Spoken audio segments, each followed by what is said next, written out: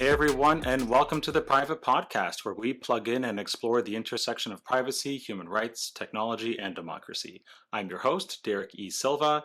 Today, joining me on the Private Podcast is Inti De Ceukelaire. Inti is the head of hackers at Intigriti.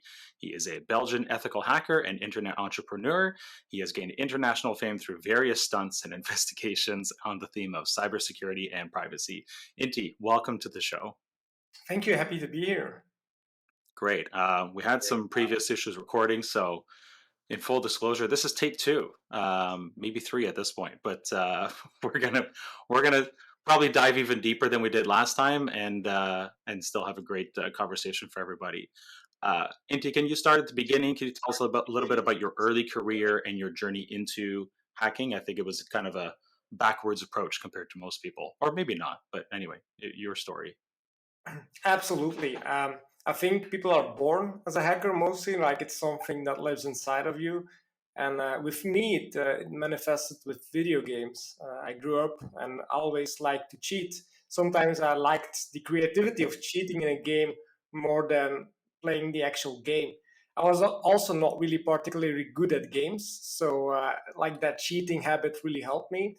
But at a given moment, especially when you're doing online games, you hit like a point where you're just playing against the cheaters, and in order to top the leaderboard, you have to come up with your own cheats and essentially beat the cheaters.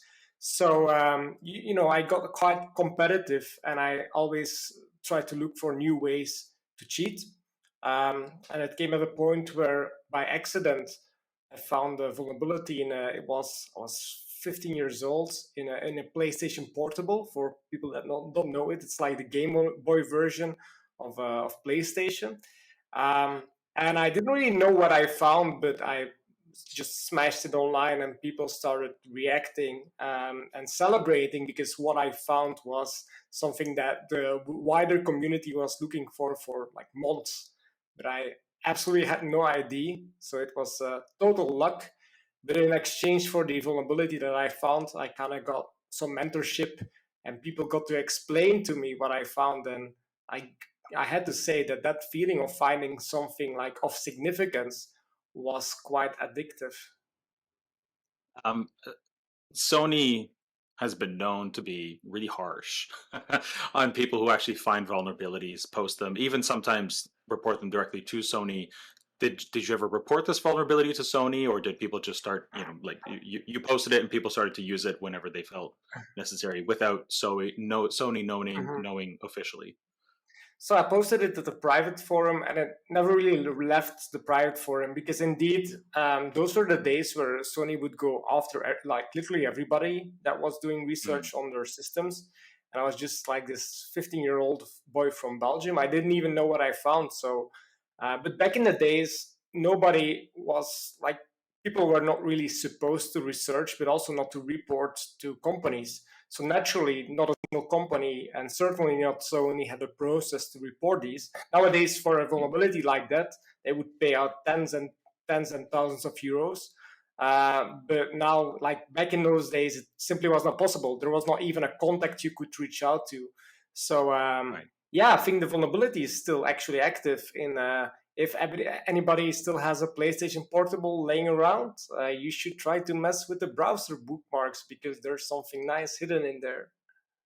I did have one actually a few years ago. I think I bought it for like $5 or $10 at a flea market, and a couple of games, and it was okay. It was not a great system, which I did know ahead of time. Like, it wasn't fantastic. The graphics were average, and the performance was not amazing either. But it worked. I mean, I played a couple of games, and so did my oldest kid, and we had some fun with it. But I can't even tell you where it is now. So unfortunately, I Mhm. can't go back to it. I think I spent more time like trying to hack it rather than like playing games on it, to be honest. And I think that's like anything that has a chip or that like has some sort of technology embedded, you can hack. There's like this whole community of people that make it a sport to run Doom, which is a very, very old shooter game, on almost everything. So you see people like playing that game on the refrigerator, and that's like the absolute. If you can manage to do that, it's like you can compare it with like planting a flag on something to conquer something. If you're the first Yeah. person to run Doom on like your smart refrigerator, you own that system. Essentially, it's Or your like it John gives Deere you some tractor. impact points. Exactly. Yeah, the sky's the limit. Um, so we talked a little bit the first time around we tried to do this. So I just want to make sure we get the details out there. Like, how did you actually find their vulnerability? You know, like where, what did it impact, and what did it actually cause the device to do? Yeah, absolutely. So basically, all I read on the internet was make it crash. But again, I didn't ever had a programming course, so I was like looking for ways that would make the system to like fail or give up on me. So I was like a really annoying young boy that tried to do annoying things with the system. And at a given point, I made this like I learned how to write HTML, which is a standard to essentially structure web pages. And I had this.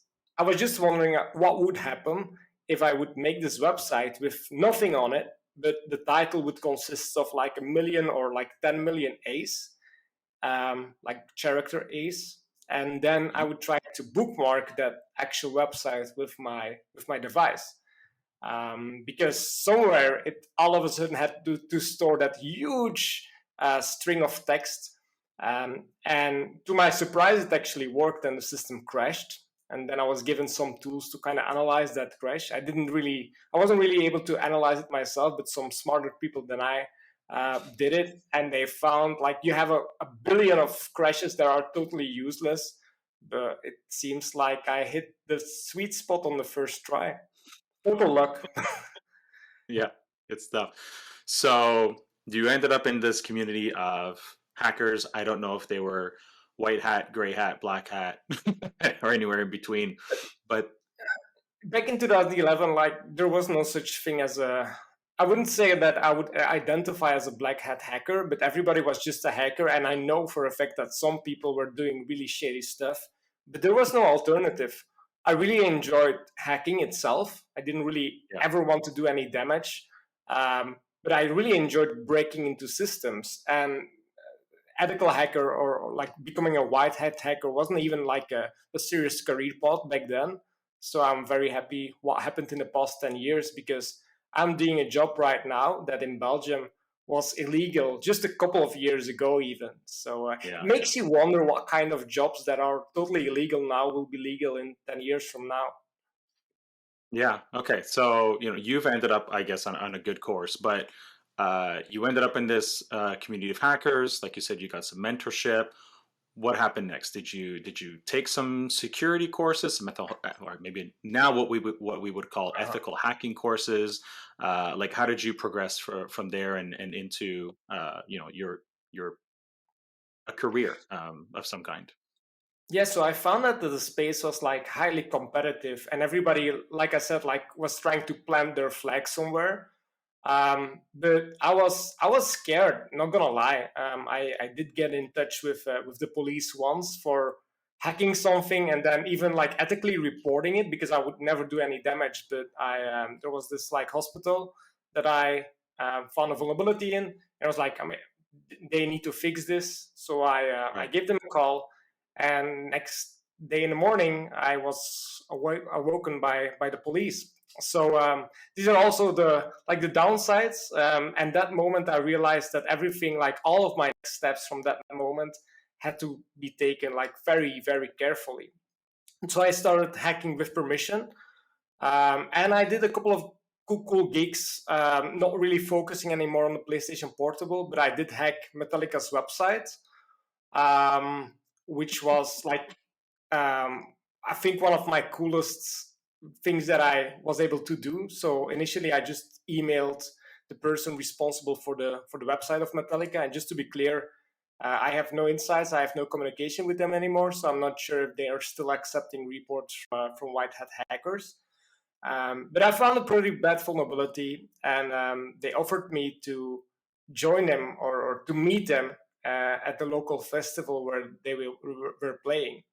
So I went to that festival for the very first time. I was only 16 years old, and I would go there await them at the backstage entrance, and there was like this big, bald, like totally tattooed guy that was waiting for me, and he was like, "Who's Inti?" But like, he seemed very angry. But maybe that's just the thing, like that you have to do as a metalhead. So I was just thinking, okay, I'm still going to get beaten up, but he was the nicest guy in the world, and he showed me around the backstage area. He took me to the band, and they really liked my story, and I could bring something for them to sign. So I took my keyboard. I have it here with me. Um, Nice. Oh, wow. it's like a Windows 98, like a very old keyboard that I don't think it's functional anymore, but they all signed it. Roof it? Love it. Yeah, love it. So they really love the story. Um, and they liked it so much that later that concert, I was invited on stage with them, and I do like the backing vocals of the song called Creeping Death. Now that like it really sounds complex and amazing, but the backing vocals of Creeping Death essentially is just screaming death, death, death. I also think that they turned the microphone all the way down, but still standing there in front of so many people, knowing that Yeah. I just hacked myself on stage with Metallica. That was the most amazing feeling in the world. And from that moment, I just knew that I wanted to dedicate my career to it. Yeah. Well, I mean, given Metallica's history with platforms like Napster, and then and I actually double checked this information that I remember them having a full song leaked. It, th- what I read said 2016, but it feels like it was earlier than that, called "I Disappear," and them being genuinely upset over that. I have to imagine that for the reasons you brought up, they were appreciative that someone sought permission to look for vulnerabilities, found one or two, or however many you found, and reported it, in a way that would help prevent that sort of thing from happening again, probably. So, just I think just knowing their history and probably where they're at now, they would probably still appreciate um, those types of reports. Obviously, I can't guarantee that, but obviously, you got the positive experience out of that. That's how that should go. Hey, thanks for reporting this vulnerability. Thanks, giving us a chance to fix it before it gets exploited. And now here's a reward of some kind. You got an in-person, priceless Yes. experience. And on the other hand, there are $10,000, $20,000, $100,000, $2 million. Massive bounties available all over the technology space and elsewhere, and that's exactly how that should go. Uh-huh. And this, I mean, this costs them nothing, right? I mean, maybe I saved them a lot of damages in a potential hack. Yeah, So just like inviting me over to chat for 5 or 10 minutes, it doesn't cost them anything. And I think that's the mentality that every company should go forward with. And you're mentioning like $2 million. There's some companies paying out like huge bounties, which the rewards you're getting for finding issues like this are called. But it's more like a game of everybody kind of pays what they want to afford. So like companies, like smaller scale companies, usually they will pay up to maybe 1,000, maybe 2,000 US dollars. And then you have the bigger companies, such as Intel, for example, but also Apple, Google, etc. And they may pay more than $100,000 for a single vulnerability. And there's some people making yeah, good money of that. And if you would look at it, even for them, it's still a very good idea, because the potential damages that a vulnerability could cause. I mean, a bounty of 100K versus that like very substantial amount of damages, it's peanuts for them. And it also helps them establish a very good relationship with the researcher community, and we get to hack something real that is just quite cool. Because back in the days when I tried to learn the skill, everybody was or needed to hack on like these simulated environments, so you knew that there were some bugs, yeah, and if you could cheat the system by just reading all the solutions. But now we're just dropped in a real world environment, and we have to find the solutions ourselves. yeah. Have you ever gone to the U.S. and done any of the voting machine hacking events? I have not, but I do know some people that were involved with it. That is a very interesting debate, and I think we can have a separate podcast session about that one, about election hacking, because it's more complicated than people would think. It's not just changing a couple of numbers. I mean, you may be able to do that, right? But if you get caught, the simple result is that the election will be invalid. Yeah, What we've seen nowadays is it's more hacking to obtain informations to kind of make sure that the opponents or the people that you won't like to win get a lot of votes. For example, what happened with Hillary Clinton's email inbox, sensitive information got leaked, and that yeah, that is because it does, like, it's the election result is still valid. Even if they uncover what happened, it's still valid. If you alter yeah. the election results, it's a problem, and we need another election. Right, right. No, that's fair. And what about these days? Like, obviously, you've got a full-time job. You're head of hackers at Intigriti, which we will talk about really shortly here. But how active are you still keeping your skills, hot, like honing your Yeah. skills and continuing to look for vulnerabilities? I mean, always eat your own dog food. Practice what you preach. I'm the head of the community at Integrity, but I'm mostly a part of the community. I want to be their equal in order to be able to learn and from them, but also like to connect them to corporate environment, because that's, at the end of the day, that's what all of these companies are like. Not gonna lie about this. We have a community which we really love and appreciate and see as a crucial part of our company, but then at the end of the day, you're all serving customers. It's just that we want to do that in a way that is more community driven, with more ways in which the community can directly engage with potential clients. And that's where I come in. I try to establish this community. We have around 60,000 hackers worldwide right now.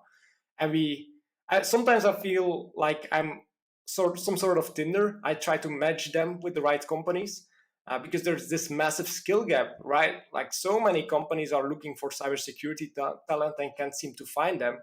But in a Right. bug bounty model, it's just a couple of clicks away. So yeah, tell us a little bit more about Integrity. Like, who started the company? How does the Mm. platform work? And your, right, I guess you just kind of talked about your role there, but what about the rest of the company and how it works? Yeah, sure. So hearing the company's name, Integrity, you would think that it's my company, right? Um, well, it's not. It's not. Like, the name is actually a coincidence. And what's even worse is that the company was started by a guy that only lives a couple of blocks away from me. So I was reading the newspaper one day. I used to work at the Belgian National Broadcast Company, essentially covering cybersecurity and working a little bit on the websites. And I was reading the newspaper and I saw that this person had started a bug bounty program with my name in it. So I called him up and I was like, we need to talk. But it ended up being a very good conversation, because that night I decided to leave the broadcast company and start working with him. And it's going quite well. We started out in 2016, late 2016, delivered the early MVP in 2017. And now we're market leader in Europe and soon to be global market leader. With just looking at the hacker community, the amount of clients that we're onboarding, it's very interesting to see this baby that you created like grow up. And it's also very challenging, but that's what I love. I think like growing a business in some ways is also a little bit of hacking. You need to be creative. If you want to stand out compared to the competitors, you need to come up with new ways, because you cannot just copy everything and expect it, to follow the same path. So I try to put hacking in everything, right? Cool. So I guess like you're competing with other similar platforms. And I don't want to name them, to since they're not here. But I can think of one off the top of my head. Like, what do you think really sets Integrity apart from Mhm. from other similar platforms Yeah. besides yourself, of course? So when we're facing the community, we try to be or come across as one big team, and I think that's also. I mean, I will always speak very very good about the community, because at the end of the day, we're all trying to bring the extreme value, like, and the impact of bug bounty to the companies.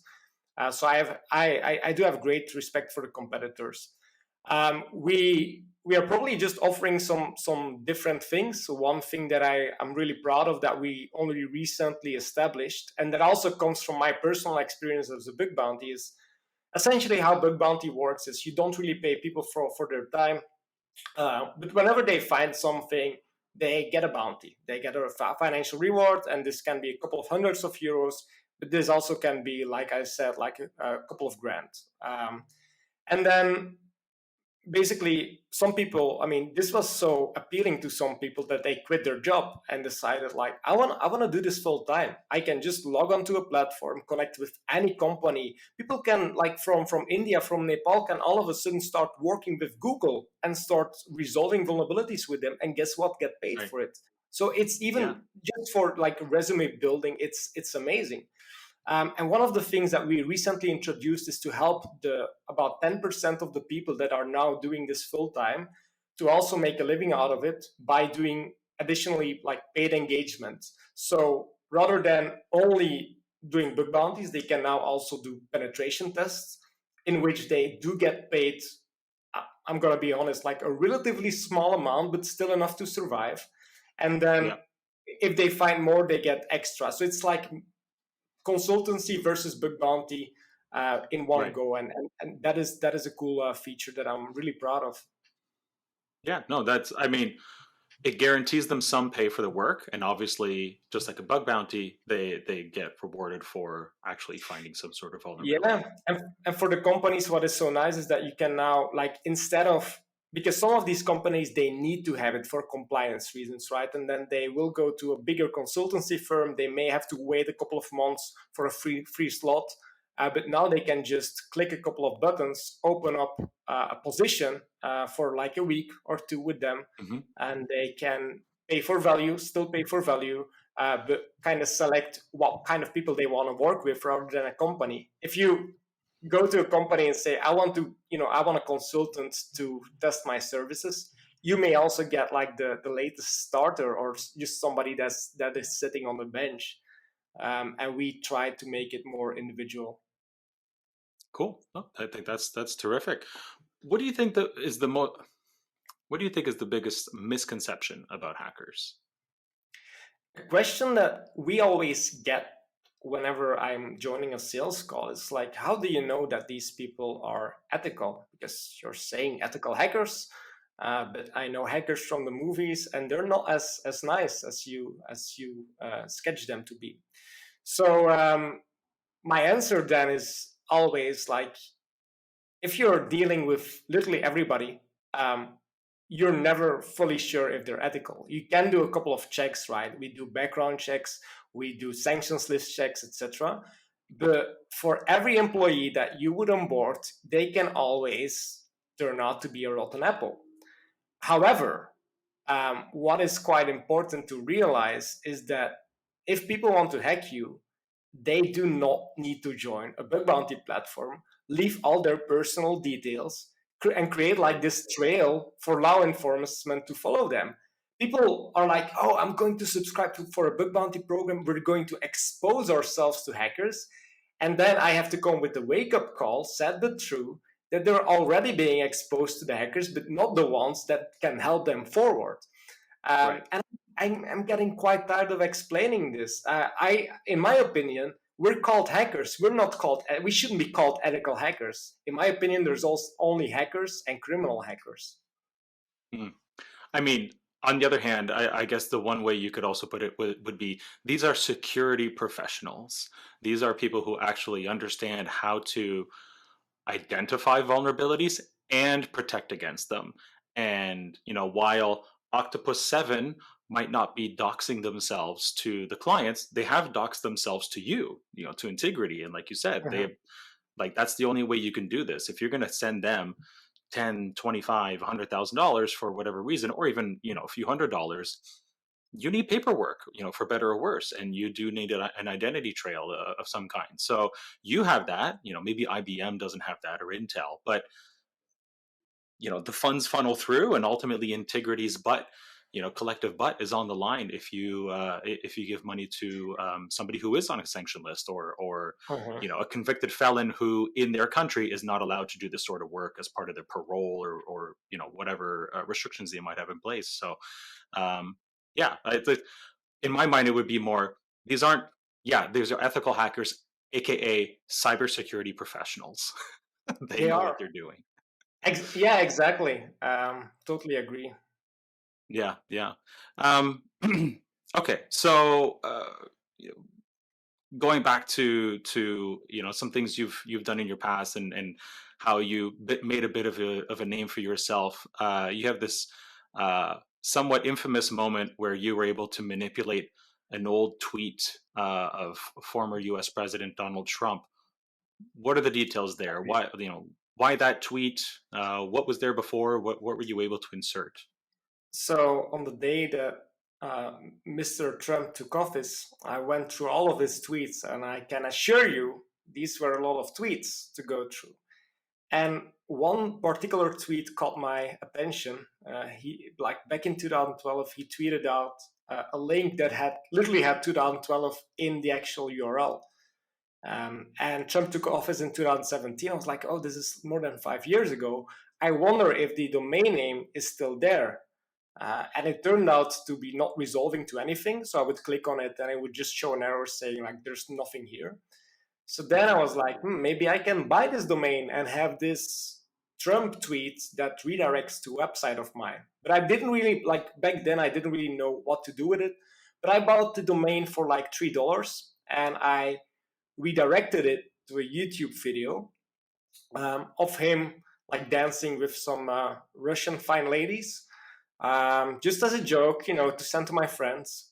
But what I didn't realize back then is that Twitter, whenever they would detect any URL pointing to a YouTube video, they would totally remove the URL from the tweet and take the full YouTube video and put it within the tweet, like as part of the tweet, as if he tweeted out the actual YouTube video. So, like, there Yeah. was not even a link anymore. People couldn't see the link.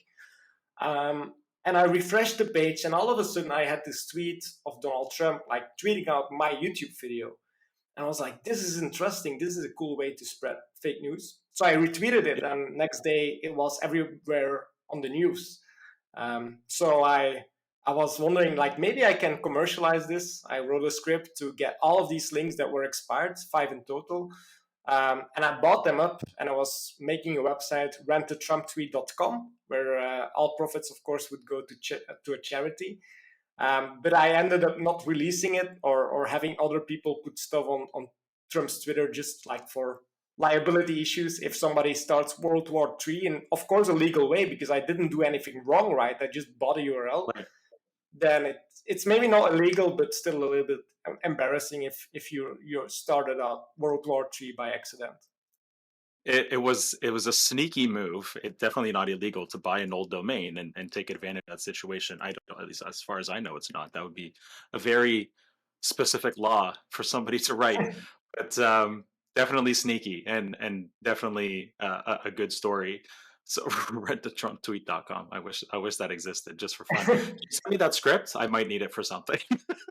And he was not allowed Somebody else's to account. remove it. Like, he was not even allowed to, because I was later told that there's like this law that does exist for the US president, that everything that they did online was to be kept. So they were not I really see. allowed, without permission of maybe the FBI or the CIA, to remove anything that they tweeted out before.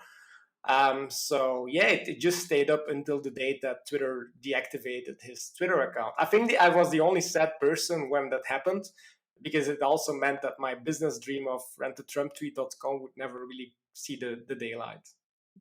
Maybe you can do rentamusktweet.com. I would love to. Like, let me check if he tweeted out any expired link. I'm sure he did. I'm sure he has at some point. Um, okay. So, um, are you doing anything else these days? You've got, you have a full time gig at Intigriti. You're matchmaking. You're Mhm. the Tinder of the ethical hacking industry. Is there anything else you're involved in? Whether you host a podcast or you blog a lot or anything like that? Yeah, so I try, like, just to be a hacker and to do a lot of hacking and research myself. I think that's quite important as well, just to stay on top of the game. Compared to any other industry, I think this one changes like every single day. And if you're on vacation, you need like a full day to recover and to catch up with everything that has happened within the space. Yeah. So I try to do my own research. I'm currently specialized in emails, which sounds really silly, emails, because you would argue like, okay, that is phishing, right? But there are so much more dangers in emails. There's a lot of systems that send emails with very sensitive stuff like password reset links, but Yeah. also a lot of systems that like take emails and do fancy stuff with it. So I try to do a lot of research on that, but mostly like I try to specialize in researching the documentation. The internet is built upon ideas that were written 30 to 40 years ago. And I can tell you, like, not all of these ideas became reality, but still, they're still embedded somewhere, probably even in the software that we're using today, just because that's the standard. And I try Yeah. to Yeah. learn some cool tricks from time to time to kind of expose vulnerabilities in a fun way. I always try to have a fun spin to it and to, yeah, raise awareness. So that you can rent a Trump email at some point. Yeah, exactly. I think it would be interesting for stuff like phishing as well. I mean, so many people just trust emails, and you see that it's one of the favorite attack vectors of attackers. But if you can then also like make it appear as if the tweet was authorized and sent by the real person, you do have a problem there. And I wouldn't Yeah. want to be in your shoes. Yeah, exactly. Well, I can say from personal experience, lately, Gmail in particular is failing really hard at identifying what I think is really obvious spam. Otherwise, in the past few days, I've won a free Milwaukee power drill, a free Yeti gift pack of the tumblers and stuff like that, and a bunch of other stuff that I definitely did not sign up for and definitely are not coming from these companies. Like it's gotten, I don't know what new trick these spammers are exploiting recently, but like I'm getting a lot more uh, Mhm. spam in my my personal Gmail account these days than I have in a long time. Uh-huh.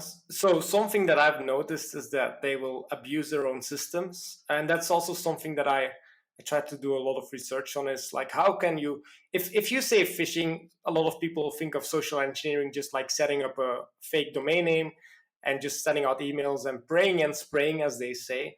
But there are so many technical tricks. I think what you're referring to is the fact that if you share like a Google Drive document or a Google Doc with anybody, but even like YouTube videos, etc., you can, or calendar invites, you can put a link in there and hide your own email address, but then still have Google send it themselves from their email address. And of course, Google will not block themselves. So that's Right. a way to get into somebody's inbox, by cheating a little bit and by hijacking the system. And there's so many applications that are there for a very legitimate purpose, but that can be abused by so many people. Another example I can give you are parking apps, which I studied more recently. um, the thing is, a lot of people, at least in Belgium, use parking apps for everything. Like without the parking apps, good luck finding some spare cash and finding a parking meter and getting that ticket in your Yeah. car. It's just almost not possible in certain places. But what I found is I did this test with 120 cars, and I asked for permission to track them down. The only thing that they had to give me was their license plate. So what I did is I just smashed all of these license plates into my parking app or in multiple parking apps. I linked my payment details, and the moment that they would then enter any zone with like a smart camera that would instantly connect to the parking app to create a session, I would know where they were.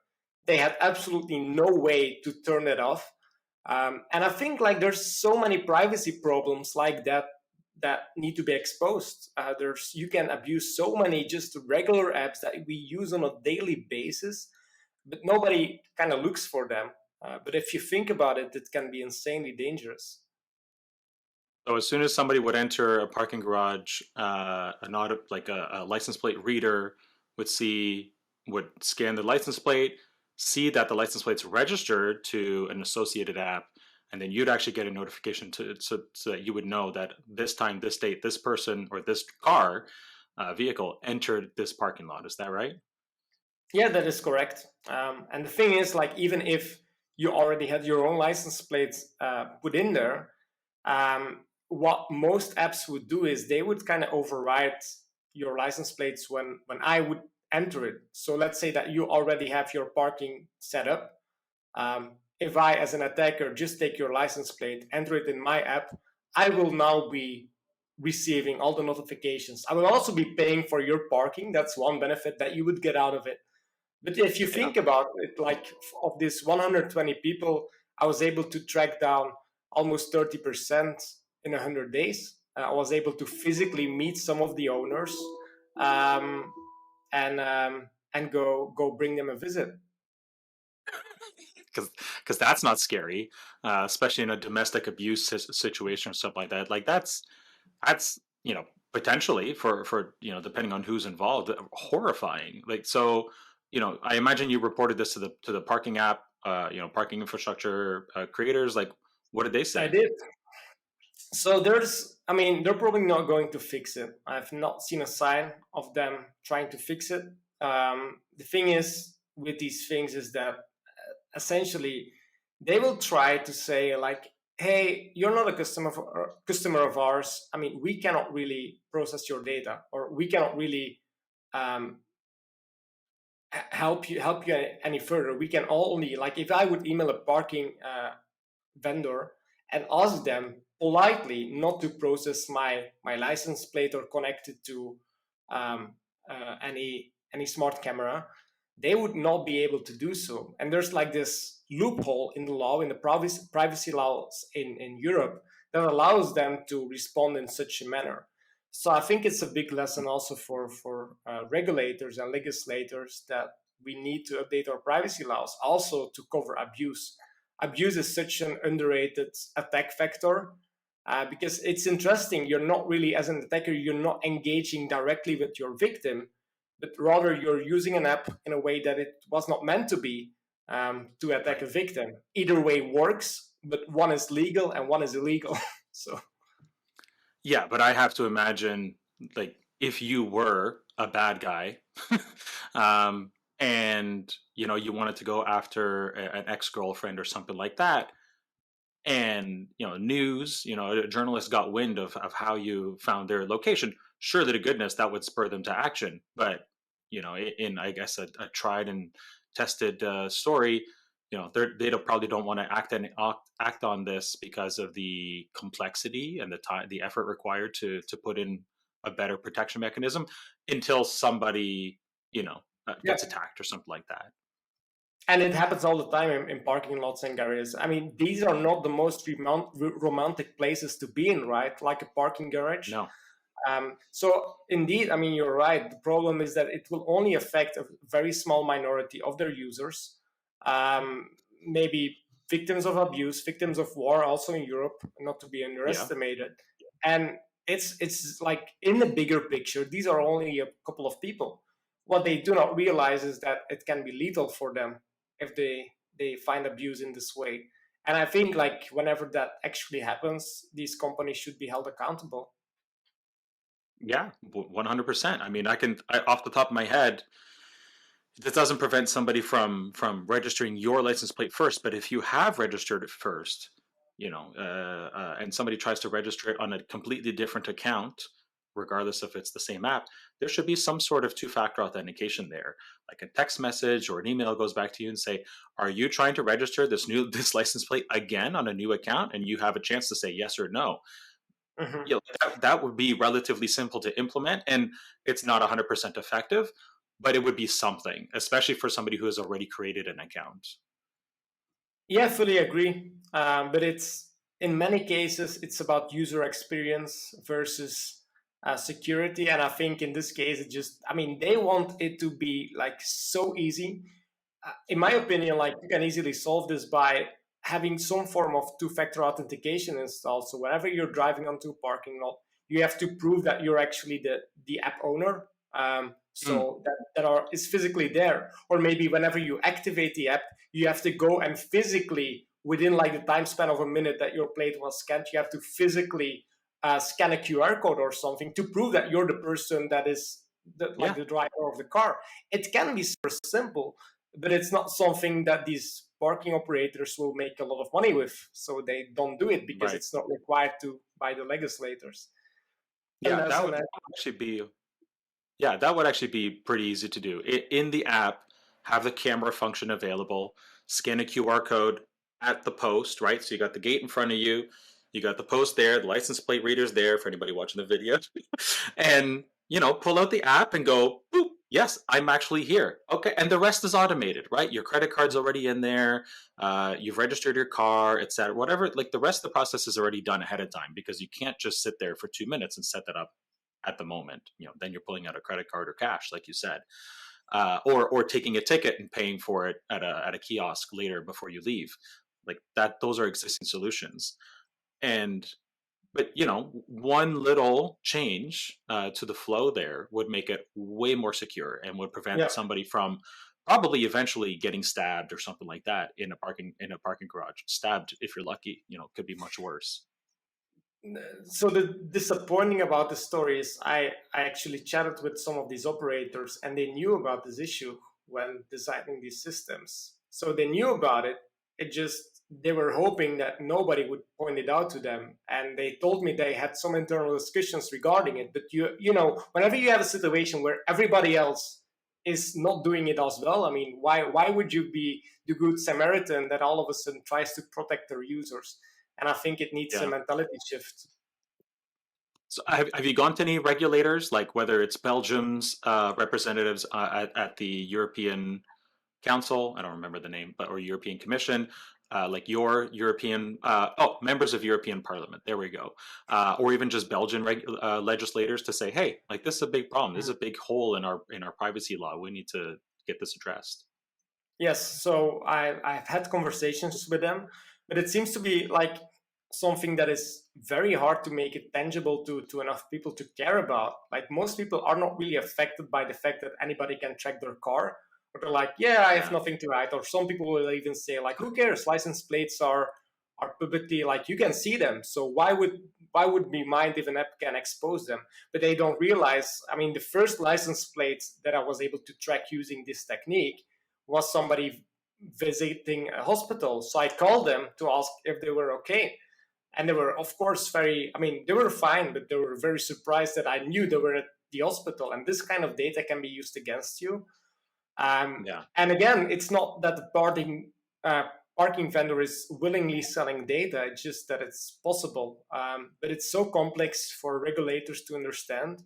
So I think that the next follow-up action item on this one is a university that has offered to do more research on it.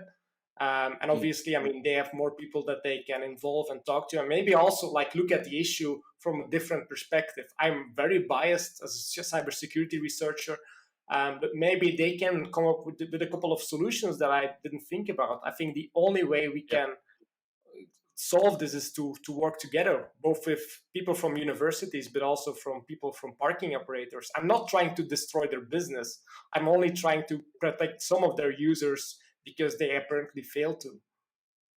Yeah, no, 100%. I think you have solid intentions here, and like we've already identified a couple of ways to improve the app, improve the security without destroying their business model or anything like that. So, okay, well, it sounds like you've got your work cut out for you. I'm gonna have to figure out whether this is a problem here in Canada or not. I suspect it probably is, but I have a couple of parking apps I can try to see how that goes, and multiple email addresses and multiple credit cards. So I can definitely try that out for myself.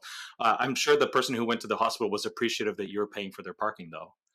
Absolutely, 16 euros. Whoa, that's Yeah, not yeah. that's pretty expensive parking. Holy smokes, $20. Okay, well, Inti, we've gone a little bit over time. We started a little bit late, but that was not your fault. Thank you so much for your time today.